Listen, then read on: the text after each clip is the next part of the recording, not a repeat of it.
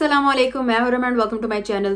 آج ہم کہانی شیئر کرنے جا رہے ہیں میری سبسکرائبر کے کزن کی سچی کہانی، جو اس دنیا میں نہیں رہا، اور اللہ تعالیٰ اس کی مغفرت فرمائے، اور باقی جو لوگ ہیں ان کے لیے بھی بہت بڑا سبق ہے اس کہانی میں۔ تو بغیر ٹائم ضائع کیے چلیں کہانی شروع کرتے ہیں۔ تو وہ بتاتی ہیں کہ ان کا کزن تھا، ہم اس کو کہانی میں نام دے دیتے ہیں احمد کا۔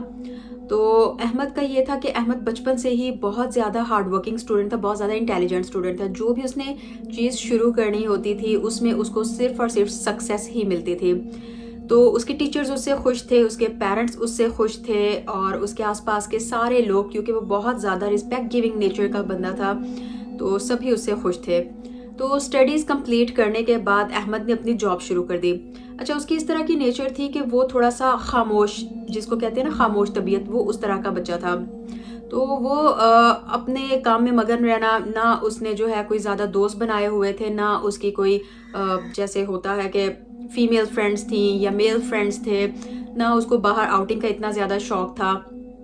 تو احمد کے ساتھ کیا ہوا کہ کام پر جانا، کام سے واپس آنا، اور آ کے اپنا کھانا پینا کرنا، اور اس کے بعد کمرے میں چلے جانا۔ بکس پڑھنے کا اسے بہت شوق تھا، ڈفرینٹ قسم کی اس کے پاس بکس تھیں، ہر ٹاپک پر آپ کو اس کے پاس بکس ملیں گی۔ تو احمد کے ساتھ کیا ہوا کہ احمد ایک دم سے کمرے میں زیادہ ٹائم سپینڈ کرنے لگ گیا۔ آفس سے گھر آتا اور گھر آنے کے بعد کھانا بھی وہ کمرے میں ہی منگوانے لگ گیا۔ تو فیملی کو تھوڑا سا ہوا کہ پتہ نہیں یہ اس طرح کیوں کر رہا ہے، لیکن فیملی نے پھر یہ سوچا کہ شاید وہ تھوڑا سا ٹائم چاہتا ہے اکیلے سپینڈ کرنا۔ تو پیرنٹس نے جب بھی پوچھا بیٹا کبھی آ کے بیٹھا کرو ہمارے پاس، یا بیٹا تم کام سے آتے ہی کمرے میں چلے جاتے ہو، تمہاری کوئی ایکٹیویٹیز نہیں ہے، کوئی فرینڈز نہیں ہے، تھوڑے فرینڈز بناؤ، تو وہ کہتا تھا میں اسی طرح سے خوش ہوں، آپ مجھے کچھ نہ کہیں۔ تو ہوتے ہوتے کیا ہوا کہ ایک دن پتہ چلا کہ احمد صبح سے رات ہو گئی ہے اور وہ کمرے سے باہر ہی نہیں نکلا۔ نیکسٹ ڈے بھی اسی طرح ہوا۔ تو پیرنٹس بڑا پریشان ہوئے کہ یہ جاب پہ کیوں نہیں جا رہا، اور باہر نکلتے اس کو کیا پرابلم ہو رہا ہے، کھانا بھی اندر ہی منگوا رہا ہے، کسی سے یہ بات نہیں کر رہا۔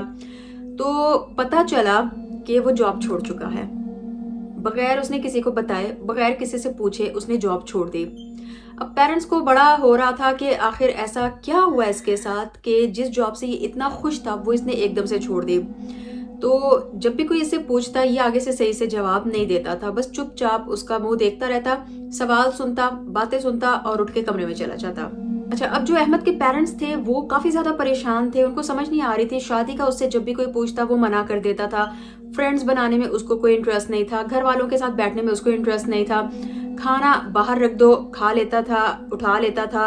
کبھی کبھار اس طرح ہوتا تھا کہ کھانے کی بھی کوئی ہوش نہیں ہوتی تھی، دروازے کے باہر پڑا دوبارہ سے پیرنٹس اٹھا کے لے جایا کرتے تھے۔ تو اس حالت سے بہت زیادہ پریشان ہو گئے تھے پیرنٹس، کیونکہ آپ کو پتا ہے کہ ظاہر ہے ماں باپ کو تو اپنی اولاد کا سکون چاہیے ہوتا ہے۔ تو انہوں نے ڈاکٹر کو بلایا، ڈاکٹر آیا، اور ڈاکٹر نے بہت زیادہ محنت کے بعد اس کا دروازہ کھلوانے میں کامیاب ہوا، کیونکہ وہ دروازہ ہی نہیں کھولتا تھا۔ وہ کہتا تھا مجھے میرے حال پہ آپ چھوڑ دیں اور میری فکر نہ کریں۔ تو ڈاکٹر آیا، ڈاکٹر نے کہا کہ تمہیں ڈپریشن ہے آئی تھنک۔ تو اس نے کہا کہ میری فکر نہ کرو، اپنی بیٹی کی فکر کرو۔ ڈاکٹر چپ، بالکل چپ ہو گیا کہ یعنی اس نے یہ کیا بات کی ہے۔ اس کا منہ دیکھنے لگے کہ تم میری بیٹی کو کیسے جانتے ہو۔ تو اس نے کہا میں نے کہا نا میری فکر نہ کرو، اپنی بیٹی کی فکر کرو، اور جو تم تھائی لینڈ میں اس کے علاج کا پتہ کروا رہے ہو نا، اس کا علاج وہیں پر ہے۔ ڈاکٹر حیران کہ اس کو کیسے پتا کہ میں اپنی بیٹی کا علاج تھائی لینڈ میں کروانے کی کوششیں کر رہا ہوں، اس کو کیسے پتا کہ میں اس طرح کے مسئلے میں ہوں کہ میری بیٹی بیمار ہے اور میں اس وجہ سے پریشان ہوں۔ جبکہ وہ جو ڈاکٹر تھا وہ فرسٹ ٹائم ان لوگوں کو ملا تھا، ان لوگوں نے فرسٹ ٹائم اس ڈاکٹر کو بلایا تھا، فرسٹ ٹائم اس ڈاکٹر کو دیکھا تھا۔ تو ڈاکٹر چلا گیا پریشان ہو کے کہ میں نہیں سمجھتا کہ اس کو کوئی اس طرح کا مسئلہ ہے کہ وہ میڈیکلی سالو ہو سکے۔ یہ لوگ پھر بہت پریشان ہوئے کہ یہ کیا مسئلہ ہے، لیکن یہ کہ ان لوگوں نے اس کو اس کے حال پہ چھوڑ دیا۔ اس نے اپنے پیرنٹس کو کہا مجھے دیکھو تنگ نہیں کرو، میں آپ لوگ کو کچھ نہیں کہہ رہا، میں بالکل ٹھیک ہوں، اندر کوئی پرابلم نہیں ہے۔ ان لوگوں کا کیا ہوا کہ نا روم سے عجیب و غریب آوازیں آنے لگیں، جیسے ہنس رہا ہے، رو رہا ہے، ایک دم سے خاموش ہو جانا۔ تو احمد کے جو دادا تھے انہوں نے احمد کو کہا کہ تم ادھر آؤ نا ذرا میرے پاس، میں دیکھتا ہوں تمہیں کیا مسئلہ ہے، کیا تم نے تماشا لگایا ہوا ہے۔ احمد پہلے تو چپ چاپ ان کی ڈانٹ سنتا رہا، پھر احمد نے ان کو دیکھا اور دیکھتا گیا دیکھتا جا رہا ہے، دیکھتا جا رہا ہے، دیکھتا جا رہا ہے۔ تو دادا نے کہا یہ مجھے نا گھوریاں مت دو اور مجھے بتاؤ مسئلہ کیا چل رہا ہے تمہارے ساتھ۔ تو کہتا میری فکر نہ کرو، بس اتنا بتا دوں کہ جو تمہارے سر پہ خون ہے نا اس کے لیے توبہ کر لو اس سے پہلے کہ مر جاؤ۔ دادا پریشان، یہ اس نے کیا بات کی ہے؟ لیکن دادا کو یہ پتا تھا کہ یہ سچ ہے، کچھ نہیں بولے وہ، اور انہوں نے کہا جاؤ۔ اب دادا کے ساتھ کیا ہوا کہ اگلے دن سے ان کی طبیعت بہت زیادہ خراب ہونے لگ گئی۔ 2 دن وہ کافی بیمار رہے ہیں۔ انہوں نے سارے گھر والوں کو اکٹھا کیا اور انہوں نے بتایا کہ وہ جو کہہ رہا تھا میرے ساتھ واقعی اس طرح ہوا۔ بچپن میں جب ہم ٹین ایجر میں تھے تو ہماری لڑائی ہوئی آپس میں، اور میں نے ایک لڑکے کو دھکا دے دیا اور وہ ندیا میں بہہ گیا۔ آج تک کسی کو پتہ نہیں چلا کہ یہ حرکت کس نے کی تھی، لیکن وہ میں نے کی ہے۔ تو اس کو کیسے پتا ہے مجھے نہیں سمجھ آ رہی، لیکن اس نے جو کہا ہے وہ صحیح کہا ہے، اور میں اللہ تعالیٰ سے معافی مانگتا ہوں، اور اگر مجھ سے ہو سکا میں طبیعت ٹھیک ہوگی تو میں اس لڑکے کے پیرنٹ سے جا کے بھی معافی مانگ لوں گا۔ لیکن 4-5 دن کے بعد دادا ابو کی ڈیتھ ہو گئی۔ اس کو کیسے پتا کہ اس طرح ہوگا؟ اینی ویز پھر تو پیرنٹس اس سے کافی زیادہ ڈرنے لگ گئے۔ پیرنٹس نے کچھ بھی کہنا اس کو چھوڑ دیا، اور انہوں نے سوچ لیا تھا کہ ٹھیک ہے اگر ہمارا بیٹا بس ٹھیک ہے، ہیلتھ اس کی ٹھیک ہے، وہ کھانا کھا رہا ہے، وہ جی رہا ہے، بس ہمارے لیے اتنا ہی کافی ہے۔ پھر ایک دن ایسا ہوا کہ احمد باہر آیا ہے، خود ہی باہر آیا ہے اپنے کمرے سے، اپنی ماں کے پاس بیٹھ کر اپنی ماں کو کہتا کہ ماں مجھے کھانا دو۔ ماں بڑی خوش ہوئی کہ میرے بیٹے نے مجھ سے فرمائش کی ہے۔ اس نے اسی ٹائم جو ہے اس کے لیے اس کی پسند کا کھانا بنایا اور اس کو اپنے ہاتھوں سے کھلانے لگ گئی۔ پھر ماں نے کہا کہ بیٹا تم تو ہمیں بھول ہی گئے ہو، تمہاری ماں تمہارے لیے ترستی رہ جاتی ہے، تم نے کبھی پرواہ ہی نہیں کی، تم کبھی میرے پاس آ کے ہی نہیں بیٹھے۔ تو اس نے کہا کہ ماں میری فکر نہ کرو، تم ایسا کرو خالہ کے گھر چلی جاؤ۔ اب ماں حیران کہ کیا مطلب خالہ کے گھر میں کیوں جاؤں؟